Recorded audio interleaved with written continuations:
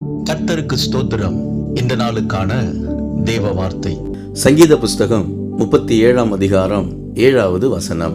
கர்த்தரை நோக்கி அமர்ந்து அவருக்காக காத்திரு. இந்த நாளின் தேவ வார்த்தையின்படி ஆண்டவராகிய இயேசு நீங்கள் செபிக்கிற தேவ சமூகத்தில் அமர்ந்து காத்திருக்கிற காரியங்களில் அற்புதங்களை அவர் செய்வார். அன்னாளை பற்றி வேதத்திலே வாசிக்கிறோம்.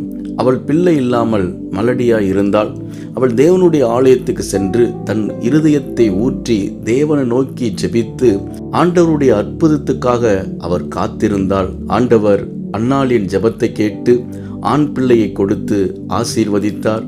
அற்புதத்தை அன்னாள் சுதந்திரித்து கொண்டார்கள். அன்பானவர்களே, உங்கள் வாழ்விலும் நீங்கள் தேவனை நோக்கி ஜெபித்து காத்திருக்கிற காரியங்களில் ஆண்டவர் நிச்சயம் அற்புதம் செய்வார். உங்கள் ஜெபத்திற்கு பதில் தந்து உங்களை ஆசீர்வதிப்பார். நீங்கள் காத்திருப்பது வீணாய் போகாதபடிக்கு பெரிய காரியங்களை கர்த்தர் உங்களுக்கு தருவார். பலன் மேல் பலனை பெற்றுக்கொள்வீர்கள். விசுவாசியுங்கள், மகிழ்ந்து களி கூறுங்கள். இயேசு உங்களை ஆசீர்வதிக்கிறார். ஆமேன்.